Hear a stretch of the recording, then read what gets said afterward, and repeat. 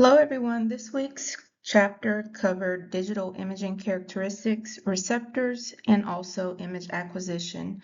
So there are a lot of concepts in this chapter as well, just like the previous chapters. So we're really just trying to focus on how digital x-rays are actually made, how everything actually works. So from the moment you hit the rotor, make the exposure, the x-rays, leave the tube, intercept the patient's anatomy, and exit to intercept our image receptor. That is what we're talking about this week.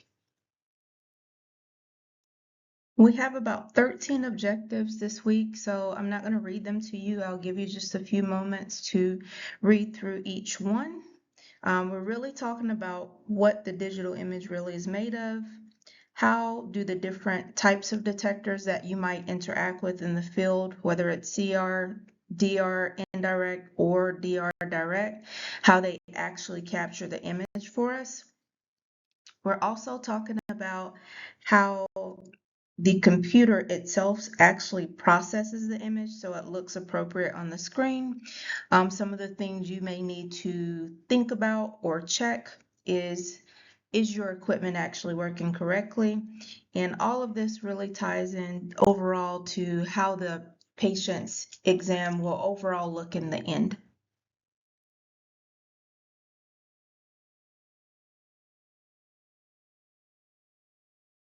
In our last chapter, we talked a little bit about what the latent image is. So that's the invisible image. It's made up of the data that is composed of basically the radiation that was captured by the IR. And with that being said, the IR itself is made up of a matrix, and a matrix contains pixels. So last week we used the analogy that we were working with a checkerboard, and each little square on the checkerboard is a pixel. So with that being said, the digital image is basically composed of a grid that has a bunch of numbers. Each tiny square on the grid or square on the checkerboard, again, is called a pixel, and each pixel holds a number that is going to tell the computer exactly how bright or how dark to make that individual spot on the monitor. So we're talking about the shades of gray, white, and black. So the number itself comes from how much X-ray or how many X-ray photons were actually attenuated in the patient or absorbed in the patient, and how many were actually transmitted through to the IR. So basically last week what we said was some of our body structures are radiopaque and some of them are radiolucent. So when the X-rays pass through your body, bone is going to block most of them. Soft tissue and muscle is going to block some of them, and air almost blocks none of them. It allows most of them to be transmitted. So each pixel is going to record how many x-rays got through in each tiny square or each tiny pixel. If a lot of the x-ray photons get through, that area is probably going to be the darker shade, just like what we see in our air-filled lungs. If almost none get through, we're going to see those brighter shades like we see with bone. So the whole image itself is just composed of numbers per se arranged in the grid based on how many X-ray photons were actually transmitted through to our image receptor. All right, here we're talking about matrix size. Again, this is somewhat of a review from last week. Again, the matrix is a grid, almost like a checkerboard, and that grid is full of pixels, so each individual square on the checkerboard.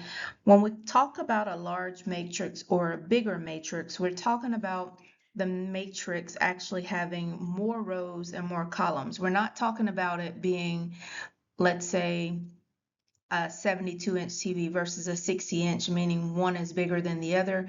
We're talking about the matrix being the same size, but containing more rows and more columns, meaning more pixels. So the more pixels we have in the same matrix, in the same, let's say, area size, the more that we pack in, the smaller they need to get to be packed in. The smaller those pixels are, the sharper your images will be. Now, there is a trade-off when we have a larger matrix. The more pixels we have, that means the files that we take per image, they're going to be a lot larger.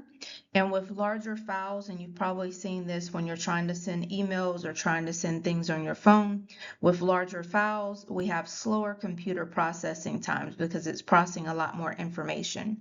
In terms of storage, just like the images that you store on the phone, the more images you have, the more storage is taken up. So therefore, the more storage you may need if you want to continue adding more pictures or more images.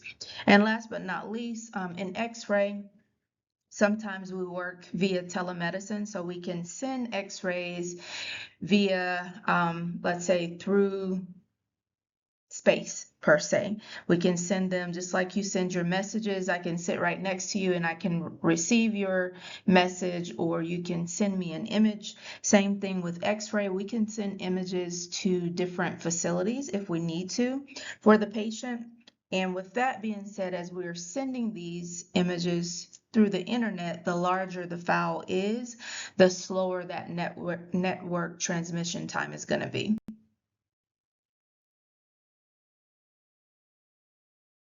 All right, in this slide, we're looking at the same basic image. So we're looking at an abdomen.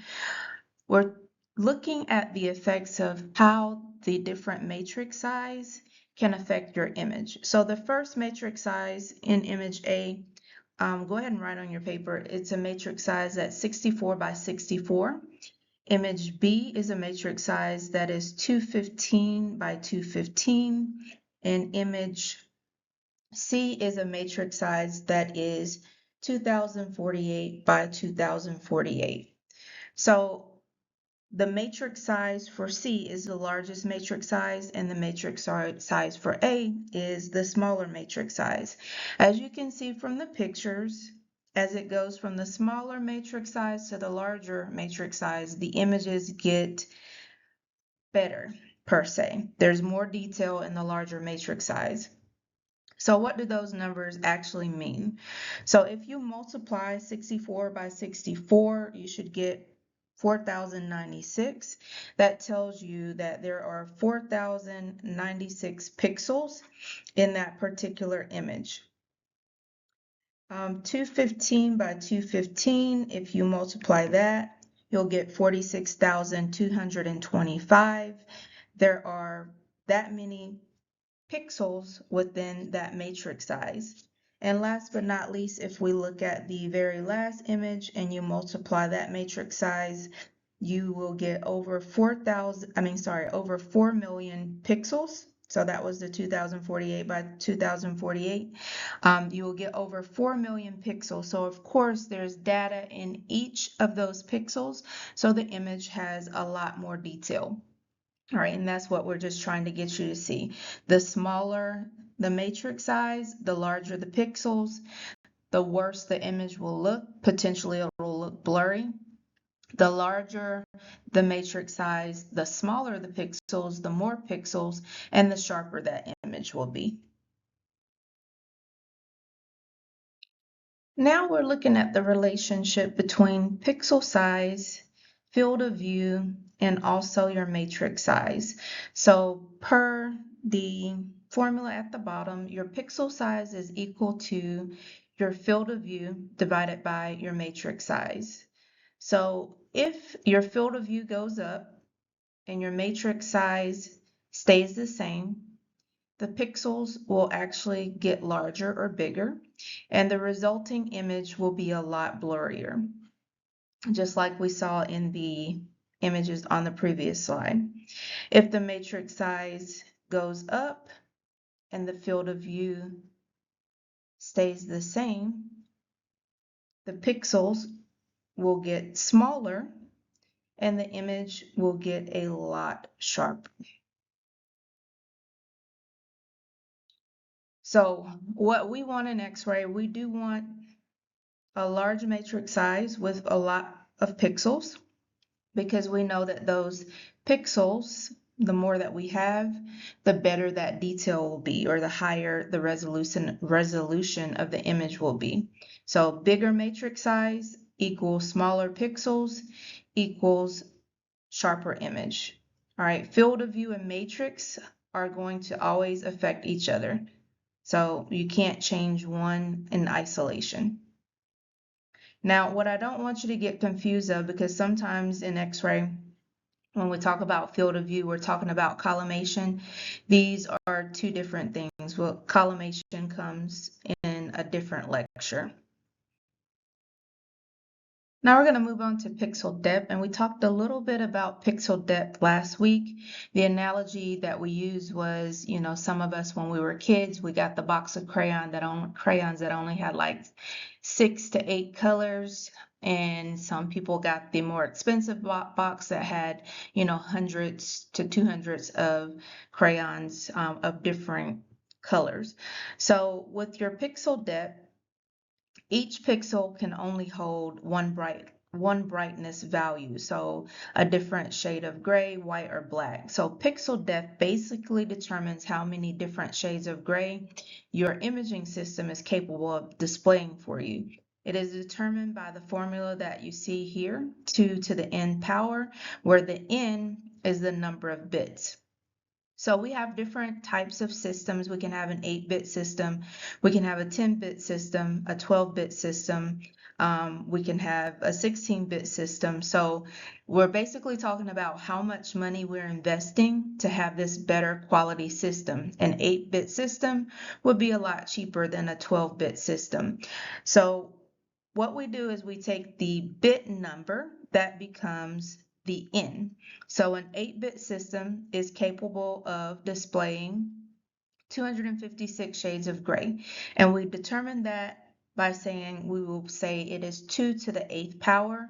And if you multiply that out, your number will be 256 shades of gray. In a 10-bit system, that number will be 2 to the 10th power. And if you multiply that out, that is 1024 shades of gray. And if we had a 12-bit system and we multiply that out, 2 to the 12th power, that is 4,096 shades of gray available to assign to the images that we get. So the more shades of gray, just like pixels, the better the contrast resolution. All right, pixels, the more we have, the better the detail. With bits, the more bits we have, the more shades of gray that system is able to resolve for you in your images.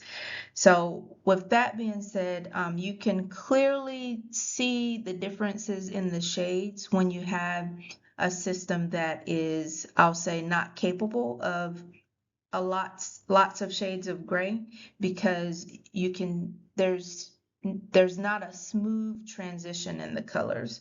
So again, the analogy that we gave last week was, if we have a crayon box that only gives us 8 colors versus a crayon box that gives us hundreds of colors, when we shade in our picture, the 8 colors, you can clearly see the difference between the shades. Whereas if I have lots of colors of the same color, I'm able to get a more detailed picture because I have more shades of colors.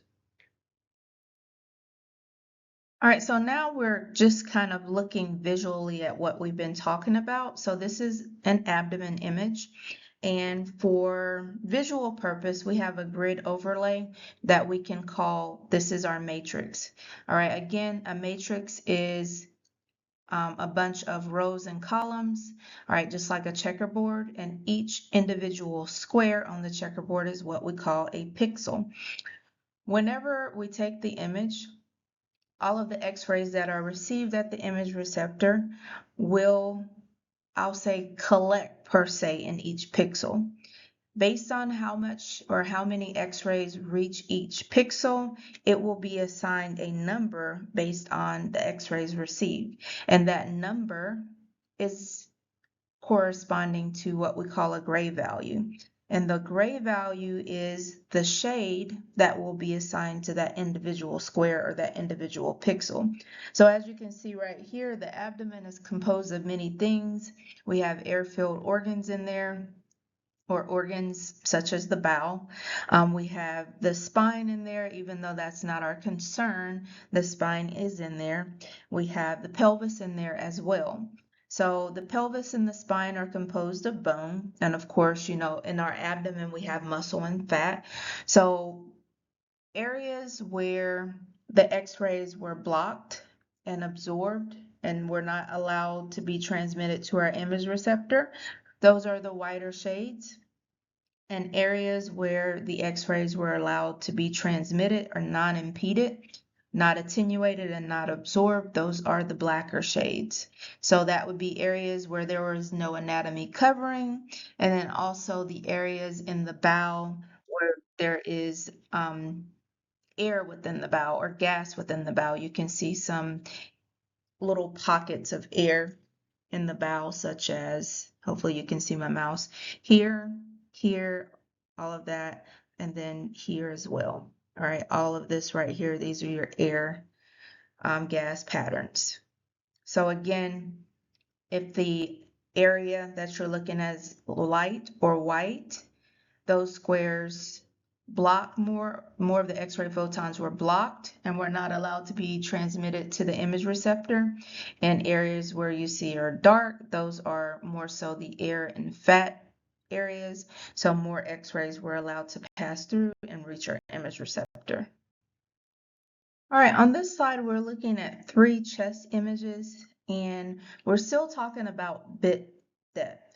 So the image on the far left, the chest on the far left, that was created by a 1-bit system. The image in the middle was created by a 4-bit system, and the image on the far right was created by an 8-bit system. All right, and I already said that we were working with the formula 2 to the n power. So that means 2 to a power of 1, 2 to a power of 4, and 2 to a power of 8. All right, when you multiply those numbers out, you get that system is able to render 256 shades of gray. This system is able to render 16 shades of gray, and this system is only able to render 2 shades of gray, or 2 shades. So as you can see, the more shades of gray that your system is able to render, the better your image will look in terms of quality, and your doctor will also be able to better diagnose that patient. All right, this system right here, if we actually had it, this would be non-diagnostic, and this system would be non-diagnostic. All right, as we said on the last slide, when we were looking at the chest images, the more shades of gray we have, the better the contrast resolution will be. When we talk about contrast resolution, that means that we are able to, when we have 2 structures side by side, we're able to tell the tissues apart. And this is where digital imaging was or is a lot better than film, although you won't be able to work with film in most cases because it's obsolete. Digital imaging is able to better render contrast resolution for us, which means it can show us subtle density differences more so than film could in the past. There's one thing that you need to know: spatial resolution and contrast resolution. Those are 2 different things. Spatial resolution is how sharp the edges of our images are, so how detailed it is as well. That is controlled by pixel size. And contrast resolution is basically how many different shades of gray you can see in your image, and that is controlled by bit depth. So know the difference between spatial resolution and contrast resolution. On this slide, there's just some terms I want you to be familiar with, and those terms are pixel pitch and also pixel density. All right, so pixel pitch is, and we learned this last week, it's the distance that is measured from the center of one pixel to the center of another pixel. With pixel pitch, the smaller that pitch or that distance is, that means the more pixels we have and they're closer together. All right, the smaller the pitch also means that will be a higher resolution image per se. The next one is pixel density. And I look at it as I try to remember population density from, I think I learned it in high school, how many people actually live in this small area. So with imaging or with this matrix, pixel density is the number of pixels per area per millimeter. And the more pixels that are packed into each millimeter, the better the detail those images will be, or better detailed those images will be. This slide focuses on another term. That term is spatial resolution. So with spatial resolution, we're basically talking about how detailed or how sharp your image is. Of course, the smaller pixels, the better the resolution.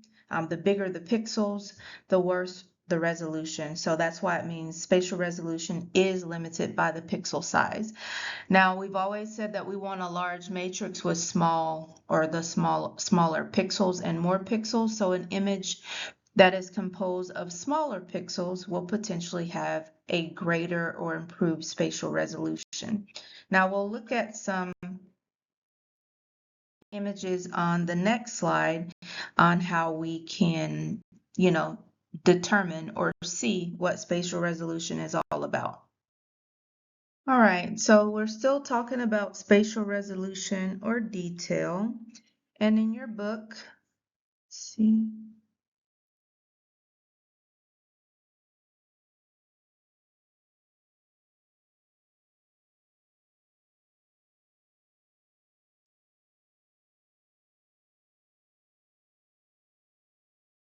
All right, in your book, it said that these images were composed of 20 pixels per centimeter, 40 pixels per centimeter, and 100 pixels per centimeter. And we can already clearly see that the image that has the most pixels has the better spatial resolution or the better detail. You can see all of the fine details or all of the tiny trabecular lines inside of the bone on the C image better than you can the A and B image. The A image is actually a lot worse. So again, you can't show small detail, or you can't show detail smaller than 1 pixel. So if your pixel is 200 micrometers wide, you can't resolve any structure smaller than 200 micrometers wide. So pixels do definitely have a ceiling.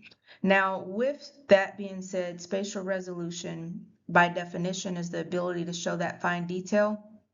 It is measured in line pairs per millimeter. All right, so the more line pairs that your system can resolve, the better detailed those images will be.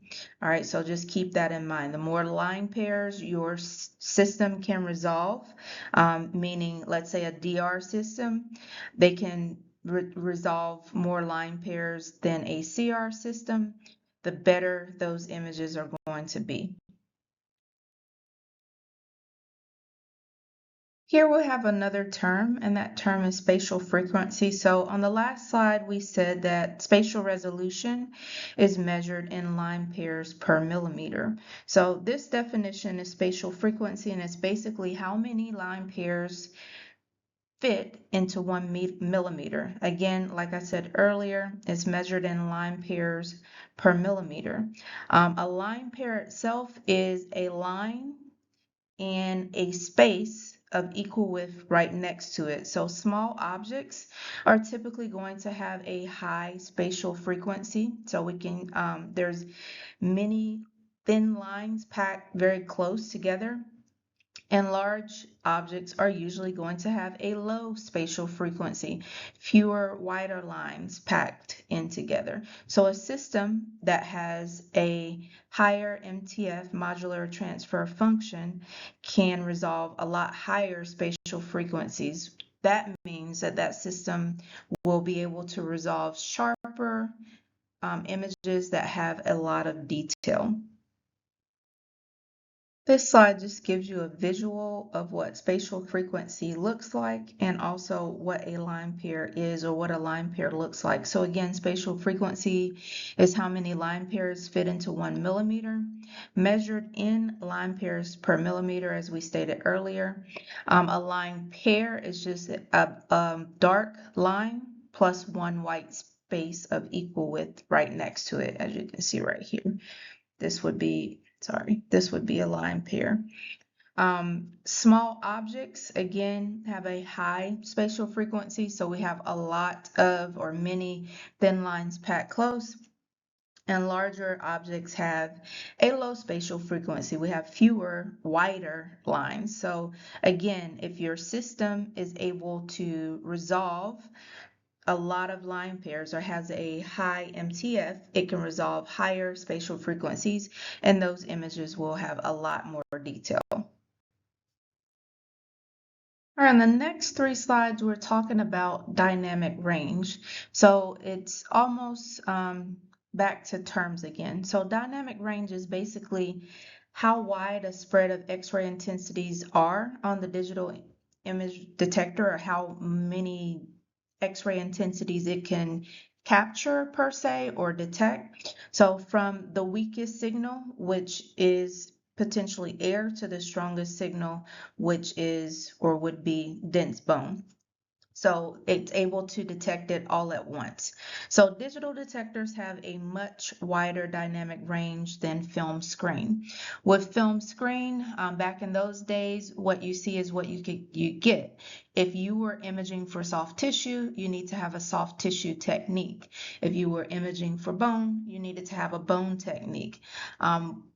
Vice versa, if you were imaging for soft tissue, but you use the bone technique, the soft tissue would be burned out. And if you were imaging for bone and you use a soft tissue technique, the bones would be underexposed or too light for diagnosis. So it would be a repeat either way. With digital, we have a wide dynamic range. When you get into the field, unless you're already in the field, you will notice that with a technique, you can still see all of the soft tissue and you can see all of the bone. So you don't have to have 2 techniques. You can see it all with a single technique. And you can also post-process your film, meaning make changes to it after the fact. You can make it lighter, or you can make it darker to see different things that you need to see within the image. Now, having a wide dynamic range doesn't mean that we can just go in and use any technique that we want. The computer still has a job to do, and what the computer does is it tries to compensate for minor to moderate errors. If the errors are gross, it can't compensate for it. So for instance, if my technique that I dialed in was way grossly too low for the image, that image would come out grainy, mottled, or noisy, and it would be a repeat. If my technique that I use was way too high for the anatomy of interest, then the image will come out with a lot of contrast. So too much contrast to be able to differentiate between the objects that we need to see. So again, there are limits to the system, but digital is said to have a wide dynamic range. As mentioned in the last slide, digital detectors do have a wide dynamic range, but that doesn't mean that we can just use any technique that we want. The computer can only compensate for minor to moderate errors in terms of our technique. So with that in mind, the next term that you need to be familiar with is exposure latitude. This is the range of exposures that your department has set as an acceptable range for producing a good diagnostic image. So it's a smaller window inside of the full dynamic range. If you go slightly over that technique, you can still potentially get a good image, a diagnostic image that wouldn't require a repeat. If you go slightly under that range, you can still potentially get a good diagnostic image that would not require a repeat. If you go too far over, meaning you grossly overexpose the patient, or too far under, meaning you grossly underexpose the patient, then those are times when you might potentially be required to repeat. This is just a visual of the range and the exposure latitude in one visual picture for you. So there's a wide range, but they set the exposure latitude in the center of the range. So again, you can go slightly to the left of the range, meaning under it, slightly to the right of the range, meaning over it. But if you go grossly in either direction, it could potentially be a repeat. In terms of dose monitoring, digital systems are able to track radiation exposure automatically for the patient per their exam, and it does actually record it into the patient's file. Two terms that you need to be familiar with are the term air kerma and also DAP. All right, air kerma measures the intensity of that X-ray beam at a specific point in air, typically at a known distance from the tube. So basically, we're talking about how strong the beam is from that distance from the tube to the area that we're actually measuring the radiation at. The next term that you need to be familiar with is DAP, which we call dose area product, or CAP, which is called kerma area product. And those terms, basically, we're talking about it multiplies that beam strength by the area that it covers. So it just basically gives us a better picture of the total amount of radiation that that patient received as a single point of measurement. Always, we want to keep a LARA in mind, meaning we're going to use the lowest technique possible for that patient's exam. When we say lowest technique possible, a lowest technique possible to still create that diagnostic image. Doesn't make sense if we use a very low technique if we're going to need to repeat that patient. But again, our machines are capable of monitoring that patient's dose or recording that patient's dose. Now we're moving on to modulation transfer function, and this is basically how well our imaging system can reproduce the contrast necessary to be able to see the structures in our images. All right, the structures typically are going to be of different sizes. It's usually measured on a scale of 0 to 1. A perfect system would be a 1. All right, what goes in comes out perfectly. All right, 1 would be perfect. In reality, we don't have any systems that are able to completely achieve that 1, especially if we're talking about high spatial frequencies where we have very small structures involved in that image. So in terms of the systems that we typically work with, CR and DR, CR is able to give us better spatial resolution. The better the spatial resolution and also the better the contrast, the closer that system is to the 1. All right, so the MTF is closer to 1. That means the better that system is. All right, MTF, as you can see from the bottom, there is a formula there. It's a measure of spatial resolution and contrast resolution working together. All right, it captures the system performance as one number. Now, this is not something that we calculate on the job. Typically, MTF is a part of the equipment spec. So basically, how the system was manufactured. So when we compare two detectors, higher MTF at higher spatial frequencies, what we will see is sharper images that have a lot of detail will result from systems that have a higher MTF. We're moving on to another term that you need to be familiar with, and that term is detective quantum efficiency, or DQE. We're basically talking about how efficient that detector is at converting incoming X-ray photons into what we consider a usable image signal that's capable of helping us produce that diagnostic image. Basically, what fraction of radiation that hits the detector actually is contributing to our image quality.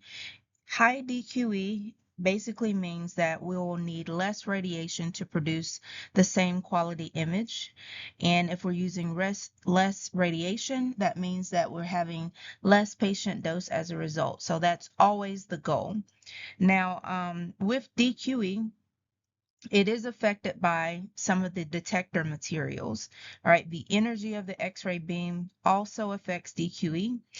Spatial resolution and spatial frequency also affects DQE, and MTF also affects DQE. Direct digital systems, which you'll learn about, they generally have a higher DQE than indirect and also CR systems. So bottom line, the higher the DQE, the better quality those images are at lower doses to the patient. Now we're moving on to signal to noise ratio. All right, every digital image has two components. There will be a signal and there will be noise. So signal, you can look at it as the useful X-ray information that is going to assist in creating those images for us. And noise, we can look at it as random speckles or graininess that can potentially hide the details of our image. SNR, or signal to noise ratio, is equal to the signal divided by the noise. So high SNR, we have a strong signal and very low noise. So it usually produces a very clean image for us. Low SNR is typically equal to what we consider a weak signal and high noise, and the image that would result is a very grainy image that could potentially hide the details that we need to see for the patient's diagnosis. So how do we potentially increase the SNR? The way that we do that is that we always make sure that we have a proper exposure technique. Not too high, not too low, but just right. So the more photons that are able to reach that image detector, the stronger the signal. That means that the SNR is also better or increased. All right, ALARA still applies. We don't just increase the technique just for the sake of increasing the technique so that we can get a higher signal. We still have to keep ALARA in mind and use the appropriate technique for the patient's exam. The next term that you need to be familiar with is contrast to noise ratio. CNR is basically how well you can tell two adjacent structures apart against what we consider background noise. So again, SNR is basically telling us how strong the signal is, and CNR is basically telling us or asking us, can we see the difference between two structures that are side by side? If we have a high CNR, that means that there's a clear separation between two adjacent structures. So maybe a tumor and surrounding tissue, or maybe a fluid-filled space and a solid structure. If we have a low CNR, everything kind of blends together and subtle findings will potentially disappear, or we won't be able to see them, and the doctor or radiologist will not be able to per se diagnose them. So CNR can basically be a misdiagnosis if the CNR is too low. All right, here we're just looking at a visual of CNR. So again, we're talking about contrast to noise ratio. The image on the left would be an image that has a high CNR. The image on the right would be an image that has low CNR. So again, you see that some of the things kind of blend together. It's kind of noisy per se, that blotchiness or that graininess is noise. So again, we prefer or need a high CNR. Now we are moving on to digital image receptors. There are two main types of digital image receptors. We have CR, also called computed radiography, and we also have DR, which is called direct radiography. Both of these technologies end up with the same thing. We will have a digital image at the end of the procedure. However, the way that we get the digital image, the process is different for both. So CR is considered to be a two-step process. The first step is that we expose the imaging plate, and the second step is we need to run that imaging plate through a separate CR reader to extract the image data. This takes extra time and also an additional device, which would be the CR reader. DR is only a one-step process. The detector itself captures the image and it sends that image data directly to the computer. We do not need a separate reader. We do not need to carry imaging plates around like we do for CR. CR is kind of like having a cassette that you need to carry around. Now with DR, we do have two subtypes, and those subtypes are indirect conversion and direct conversion. Direct DR, it does eliminate the extra step in terms of the having to take it to the processor, but it's still the same thing. CR and DR are both forms of digital imaging. Now we're going to talk a little bit about how CR works. So first with CR, it does use an imaging plate, almost like a cassette. The plate itself is enclosed in a plastic case, and on the inside of the case, we have an imaging plate, and that plate is coated with a material called PSP. It's photostimulable phosphors. So it's a material that typically is going to absorb X-ray energy and it's going to store it as a latent image in the actual plate. And latent image is just an invisible image. It's invisible until it's processed and becomes the manifest image. So the first step is the X-rays will hit the PSP phosphor layer. The X-rays themselves will, the X-ray energy itself will excite the electrons in the phosphor layer to a higher energy state, and they will get trapped in that material. This is how the latent images form. It's that stored energy in the PSP phosphors. Some of the energy is immediately released as light, but some of it does remain trapped until it is released. The plate itself, when we have taken the image, has to go through the reader, the CR reader. The CR reader has what we call a helium neon laser. It's a red laser that scans across the plate in a raster pattern from left to right and then down. As it is scanning, it does release the trapped energy in the form of visible light. Now that light, as it is released, it is collected by what we call a PMT tube, a photomultiplier tube. And that tube is basically able to detect and amplify the light it receives. Step 4 for this type of technology is that PMT converts the light energies into an electrical signal, and that signal then goes to what we call the ADC converter, analog to digital converter, and it becomes a digital number. That number is one pixel value.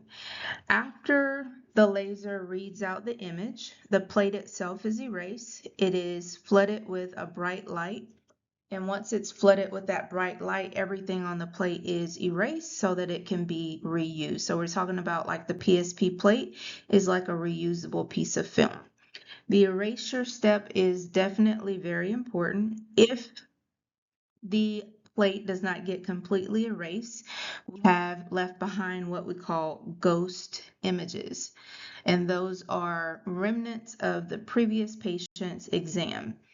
If there are any ghost images left and we take that image receptor on to the next patient, we can get what we call a double exposure based on the fact that there's already an image that was remaining on the plate, and we are then now x-raying over that image. Here is a visual of the construction of your PSP plate. As you can see, there are several layers. The first layer is the protective layer. It's considered to be a thin layer of plastic and that plastic is used to protect the phosphor layer. The phosphor layer is considered to be the heart of the plate, and it contains the phosphors, which is usually made of a barium fluoro halide family, and it also has europium in it as well.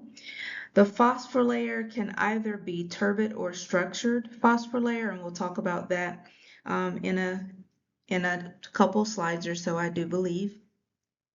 The next layer after the phosphor layer is the reflective layer, and the reflective layer basically reflects light that is released during the reading phase. It reflects it towards the photodetector. The next layer is the conductive layer, and it reduces and also conducts static electricity away. This particular version doesn't have a color layer in the layers, but some PSP plates have what they call a color layer added, some of the newer plates, and the color layer basically absorbs the light and it reflects emitted light. So it absorbs stimulating light and it reflects emitted light. And then we have the support layer, and your support layer is basically a material that's pretty sturdy that gives the PSP plate a little bit of rigidity. What is also not featured here is we usually have a layer. It's like a soft backing layer that protects the back of the plate. So in some books you might see that it will have two additional layers, and that's the color layer and also that soft backing layer. This is just a visual of what happens when the X-rays hit the phosphor layer. As the X-rays hit the phosphor layer, electrons absorb that energy. As a result, they have excess energy, so they jump up to a higher energy state, and most of them get trapped or locked in that conduction band. To release them, the laser from the CR reader actually, as it reads in that raster pattern, it releases them from the conduction band, and their energy comes out as light, all right, bright light that is collected by the PM tube and is the reason why we are able to create those images.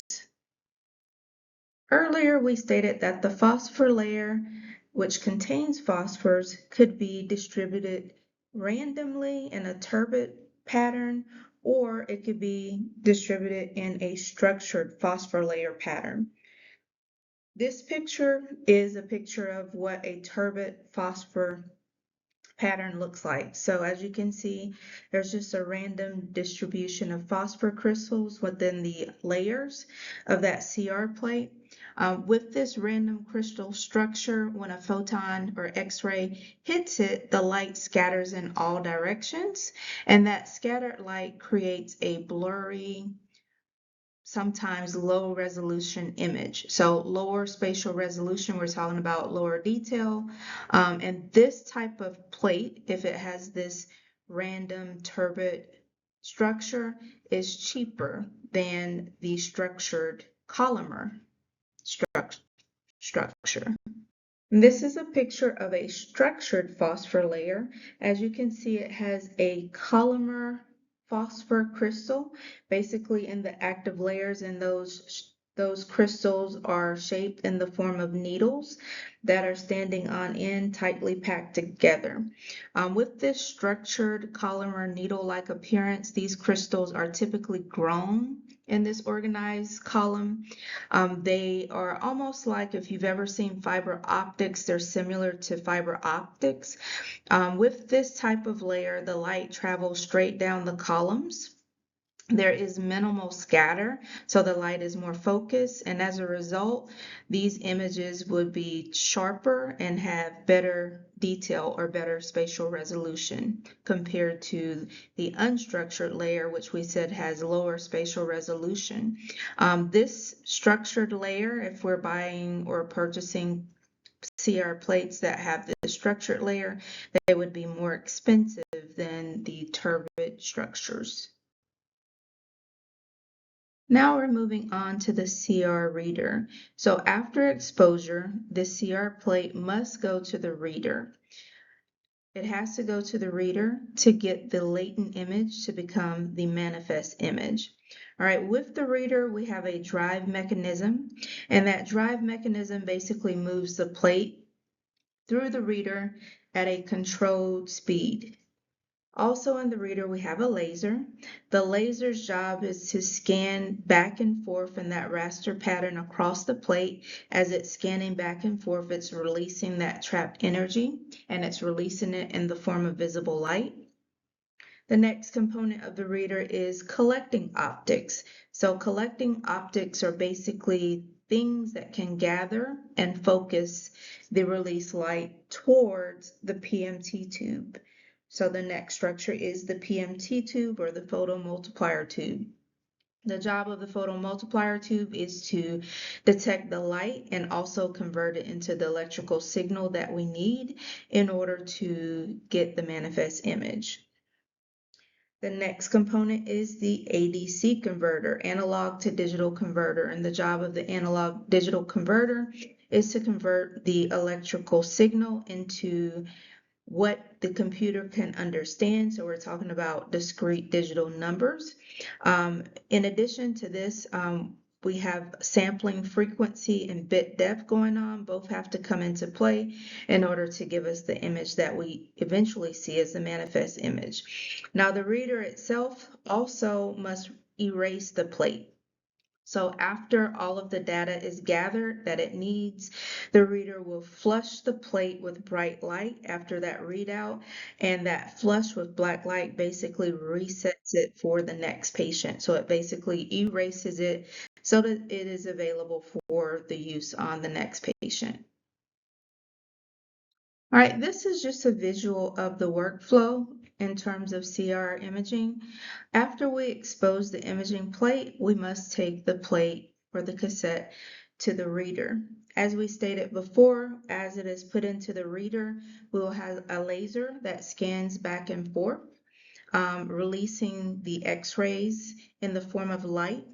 That light is collected by the PMT tube, and the PMT tube will eventually send an electrical signal to the ADC converter, and the ADC converter converts it into digital data that will eventually appear at our workstation.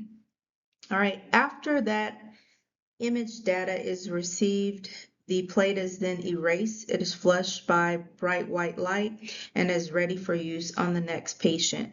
The erasure portion is required. If it does not get erased properly, we will have those ghost images showing up on the next person's exam. And the ghost image is just what the remaining remnants of the previous exam was. Here we have a laser printer. We can, if we needed to, print images for the patient to take to their provider. Sometimes we have to print images for surgical purposes if there needs to be some mapping done for the patient as well.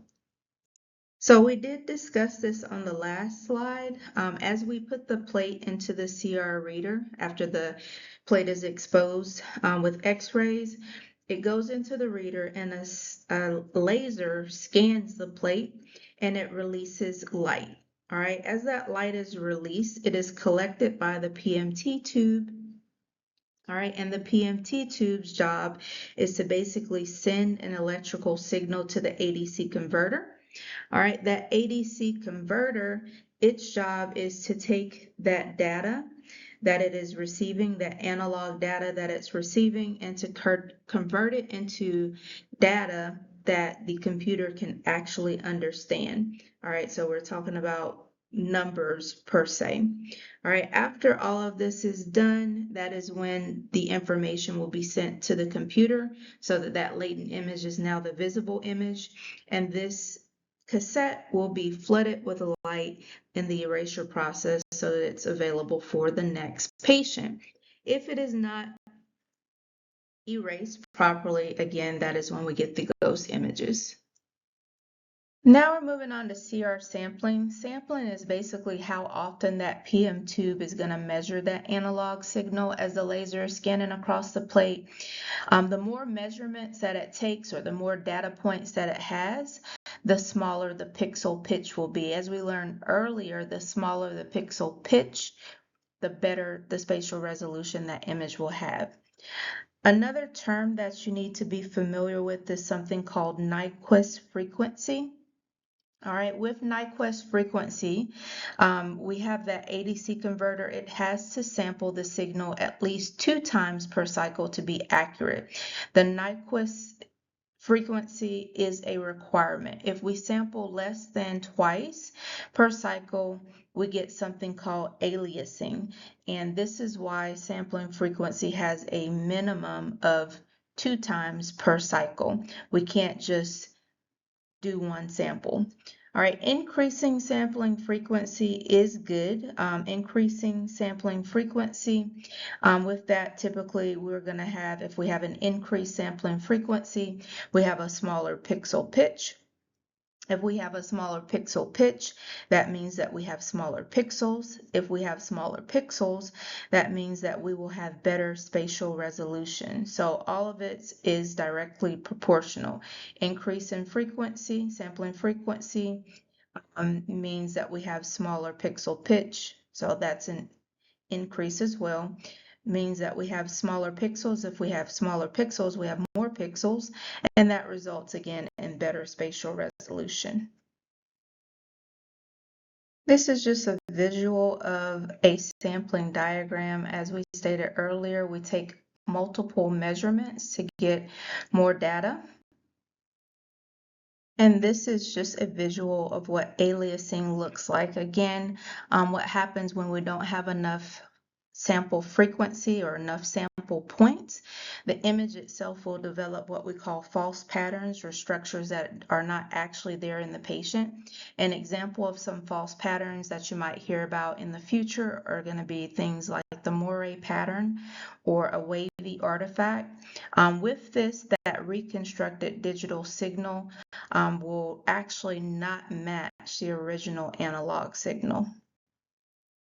This is just another visual. This one is your frequency versus the pitch.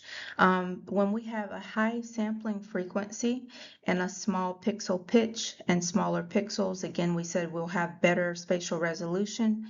If we have a low sampling frequency and a larger pixel pitch and larger pixels, we'll have a lower spatial resolution. So these are basically the frequency and the pitch are directly related.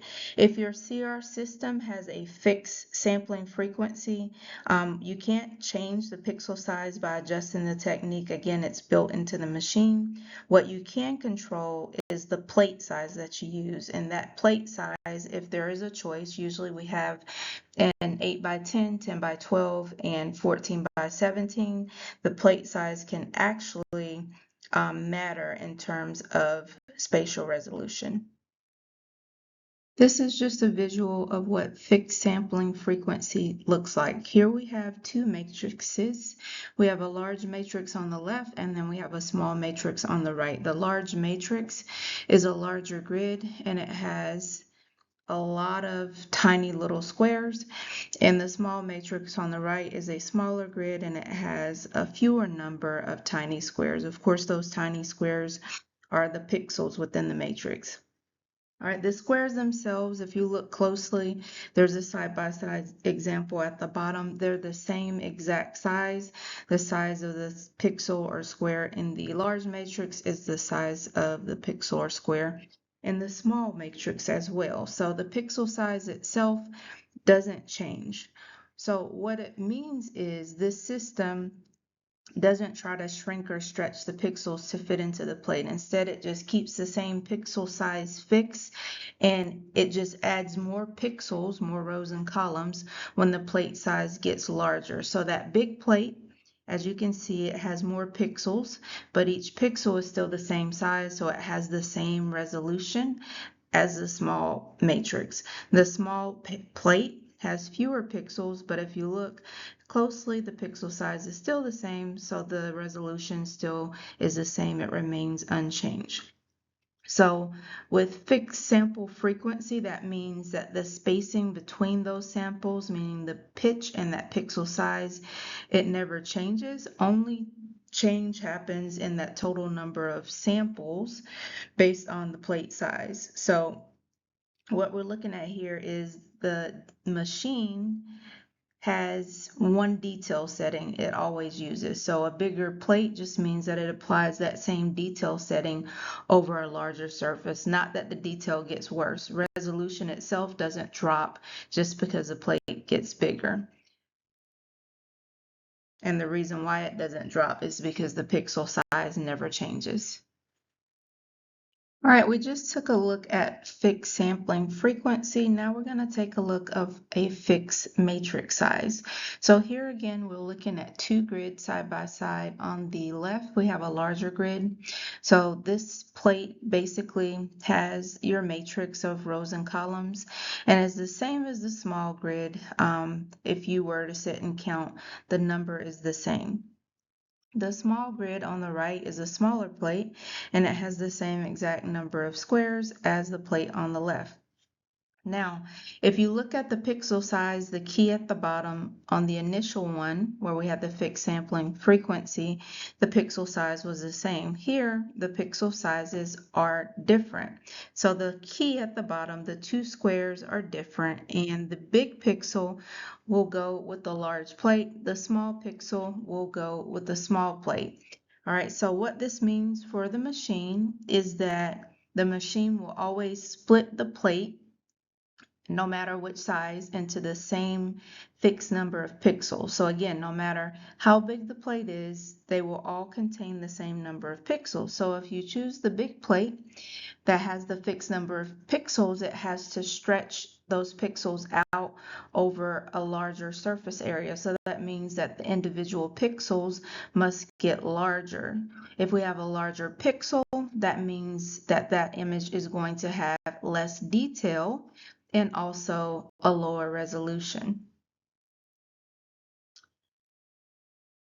Now we're moving on to another term called CR quantization. And quantization happens as a result of the ADC assigning each pixel a specific number from a fixed scale. All right, the number of available values or shades of gray is here. What we're really talking about is determined by the system's bit depth. If you remember back, we looked at some bit depth by determining on an 8-bit system, on a 12-bit system, on a 16-bit system, it's 2 to the 8th, 2 to the 12th, or 2 to the 16th, and that determined the number of shades of gray were available for the system to assign to images. But in any case, the ADC takes that electrical signal and it rounds it to the nearest available digital value. So the more bits that the system has, the more possible gray values are available to assign to each individual pixel. The more precise quantization is, the better that contrast resolution will be for that system and for those images. So we took a look at computed radiography. Now we're going to look at direct radiography. Direct radiography uses flat panel detectors. These are solid-state detectors or devices that combine the capture, storage, and digitization phase all in one unit. So we don't have the cassette that needs to go to the reader to get the image. We have it all combined in one. So there's no separate reader. As we take the images, we get an immediate readout to the screen where the images appear. Each flat panel is considered to be an array of tiny detector elements. We call those DELs. What you need to know about DELs is that depending on the source, each DEL will have three components. It will have a capture area where the X-ray or light interacts with a sensitive material. It will have a storage capacitor where it stores the electrical charge created by the interaction. And then it will also have a TFT called a thin film transistor gate switch, and that controls when that storage charge is released and sent to the ADC. Another term that you need to be familiar with when you're talking about direct radiography is fill factor. This is the percentage of DEL surface that is actually sensitive to the X-rays or the light. The rest is taken up by the capacitor and also the transistor. Typical fill factor is 80 to 90%. So again, we usually want a high fill factor to keep the system as efficient as possible. Low fill factors mean that the photons are hitting a non-sensitive area and they are basically wasted. So in terms of dells, as the dells get smaller or as the dells shrink, the capacitor and the TFT gate do not shrink along with them. So smaller dells have a reduced fill factor, which does reduce the efficiency and it does require more radiation for the patient. So we are increasing that patient's dose when we have smaller dells. Now, there is a solution to help reduce the pitch between the dells, not just shrink the dell itself. This is just a visual of an X-ray room that has a flat panel detector under the table. The flat panel looks like a large rectangular tray. It can be built into the table and also the wall stand. When X-rays hit the flat panel detector, every single dell in the array captures a piece of the beam at the same time. Within a few seconds, that full digital image is sent to the workstation. Now, in comparison to CR, where we have to expose, and then we carry the plate to the reader, then we have to wait for the reader to read it out and process it, DR will be a lot faster. This is just a visual cross-section of a flat panel detector. What it is trying to show you here is the internal Dell array structure. Now, if you look at this, I know it looks similar to the matrix and the pixels, but these are two very different things. Again, remember the Dells have the capture area, the storage capacitor, and also the TFT gate switch, all right? And this is what allows what is captured to be released and sent to the ADC for processing. In digital radiography, we have indirect and direct conversion detectors. We're going to first look at indirect conversion detectors. Indirect conversion is a two-step process that happens inside of the detector. There's two steps. The first step is the capture step, and the second step is the conversion step. So in the capture step, X-rays hit the scintillator material. As you can see right here, a scintillator material or detector converts exit radiation into visible light. Common types of scintillators are cesium iodide and gadolinium oxysulfide. The scintillator converts the X-ray energy into visible light. The next step is the conversion. We have a photodetector, and a photodetector converts that visible light into an electrical charge. The photodetector can be made of amorphous silicone with a TFT array, a CCD chip, or a CMOS device. The electrical charge will go to the ADC for quantization, and then we will get the digital image for presentation. It is called indirect because the X-rays do not go directly to becoming an electrical signal. They first have to go through that light conversion step. This is just a visual image of what we stated earlier. This is the capture step. Here we have X-rays hitting a scintillator. All right, the scintillator layer. Remember, common scintillators were cesium iodide and also gadolinium oxysulfide. The scintillator will convert the X-ray energy into visible light, as you see right here. This is just a visual of a CCD array. And this is just a visual of a CMOS sensor. So if you remember in the conversion phase, we'll typically have a photodetector and its job is to convert that visible light into electrical charges. The photodetectors themselves can be amorphous silicone and they can either have a TFT array, a CCD chip, or a CMOS device. So what we're talking about here in terms of the CCD, we're talking about a charge coupled device system. With that CCD, light from the scintillator is coupled to a CCD chip by way of a lens or some type of fiber optic. The CCD themselves are very small. They are very expensive. They are problematic in terms of when a lot of the CCDs, they're packed so tightly together. groups of them can start acting like a single large device, and we have what we call seaming or tiling effect. So areas of the image will have sometimes no data, and what happens is it must be filled by interpolation during the pre-processing phase. So that's basically just an averaging of the things around it. So this CCD is typically paired with a CSI scintillator and also fiber optic coupling.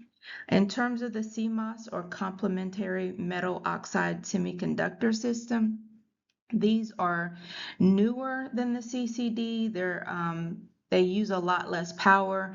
They're also less expensive to produce, and they also are rapidly improving over time. So each CMOS detector element has its own amplifier, and it also has its own photodiode.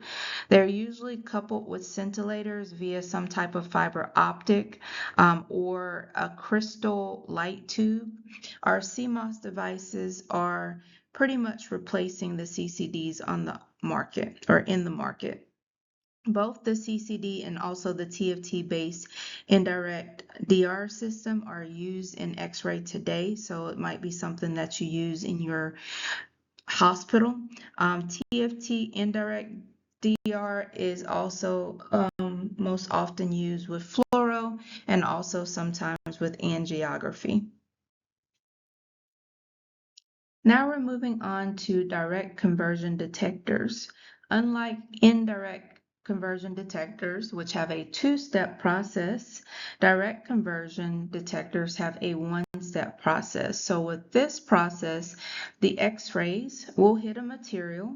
That material is amorphous selenium, and they are directly converted into an electrical charge. So we do not have that light step at all that we had in the indirect conversion. All right, that charge will then go to the ADC. So we're talking about digitization. And as a result of it going to the ADC, it will then be converted into our digital image that we see on the monitor. This is just a visual of a direct conversion flat panel detector. Walking through this diagram from top to bottom, we have X-rays coming in from the top. Those are the red squiggly arrows. The X-rays actually hit a layer, and that layer is the amorphous selenium layer. This is that key material that we talked about earlier. Selenium has a special property. When the X-ray photons hit the selenium layer, it actually directly knocks loose what we consider a burst of electrical charge or electrons right there at the exact spot where they hit. So no light is created. We don't have that scintillation step, but there is a direct conversion that happens right there. There's also a top electrode. We have a thin conductive layer. You see right there, it says top electrode. And we have a voltage that is applied across that selenium layer. That voltage acts somewhat like a magnet for the charge. So it pulls away those electrons that were freed, and it pulls them straight down towards the bottom in a straight line right below where the X-rays hit. At the bottom, each little section has a pixel electrode, like a tiny bucket or collection bucket that only gathers the charges that land directly above the bucket. Now that charge gets stored in the storage capacitor, and it holds the charge until it is ready for it to be read out. All right, the next thing you have right here on the image is a TFT or thin film transistor. It's basically a tiny switch. When the system is ready to read the image, it opens the gate and it lets out all of the stored charge. It lets it flow out and it is measured. All of this will sit on top of a glass substrate. All right, it has a rigid base plate that holds all of the electronics in that array. Now we're finishing up the chapter, and this is kind of just to wrap up a little bit of what we talked about. So we talked about some digital imaging, we talked about CR systems, we talked about indirect DR systems, and we also talked about direct DR systems. The end result is always the same. We have a matrix of pixels. each with one brightness value, and all images will be displayed on a monitor. So after the ADC, all three systems are pretty much identical. The digitized pixel values will eventually be plotted on a histogram. You do need to know what a histogram is, and it is basically a graph showing how many pixels have each brightness level. From the histogram, the computer is able to do some pre-processing. So it's trying to process and present the best possible image for you on the monitor. Pre-processing steps involve several things, but there are some terms that I need for you to write down so that you can go back and do some further research. I need for you to write down the term field of view or volume of interest recognition. You're going to write down the term lookup table, abbreviated LUT. You're going to write down the term rescaling, and you are going to write down the term deviation index. And I do need for you to go and do some additional research on those terms. The field of view, or your volume of interest recognition, the computer actually is able to identify the edges of an exposed area, and it actually tries to exclude everything outside of the range, outside of that area, from the overall analysis. With the lookup tables, the computer pulls up what we consider a perfect histogram for the body part that you selected at the workstation. So if you selected a hand, a chest, a spine, etc., it is going to pull up that histogram. And this is a stored data that is in the computer and the computer's memory per se. The lookup table itself is like a target. So it is trying to match what you did and the energies received with that perfect body part. And this is needed for that pre-processing step. All right, if you are selecting the wrong body part, then this is where the imaging matching might fail. You can always fix it by going back and reassigning it to the correct lookup table, but that is what a lookup table does. With rescaling, we have raw histogram data. It usually is shifted so that its average aligns with the lookup tables. All right, this is also called automatic rescaling, where the computer tries to correct for minor over and under exposure areas that we have so that we can produce a diagnostic image. And the last term that I think I said that you need to memorize was deviation index, and that's the distance between the raw data, or the S average, and the lookup table data, which is the S average as well. We want it to be a perfect technique, and that deviation index, a perfect technique, is 0. All right, positive means that it is overexposed, and negative means that it is underexposed. Now we're closing out the chapter. The last thing we're going to talk about is quality control. And quality control in X-ray is something that we do on a regular basis. We can do it daily, we can do it monthly, we can do it quarterly, we could do it annually or biannually. Quality control in digital imaging isn't just one person's job. Well, quality control overall in imaging isn't just one person's job. It's usually split into a few qualified individuals. So what actually happens is we have different types of quality control. We have acceptance testing, and we also have routine maintenance that happens. So all of the big technical stuff like acceptance testing when we get new equipment, and routine preventative maintenance, that's typically all handled by a medical physicist or a vendor service. They are specialized to work on calibrating the equipment and also certifying the equipment. In terms of what we do as our part as a technologist and what you'll do as a student, we do have day-to-day QC. we have daily, we have weekly, and we also have monthly checks. So these are things that the radiographer has to do. So in the room, every shift, we don't need a physicist to help do these type things. These are just things that we can catch with our eyes visually. So we could do visual inspections every time we use an image receptor. If we're talking about a CR cassette or plate or DR panel, we just want to take a look over. We're looking for things like scratches on plates, blood, some type of contrast, media residue wouldn't be good. It could create an artifact. We're looking for dirt, and also we're looking for things like general wear and tear.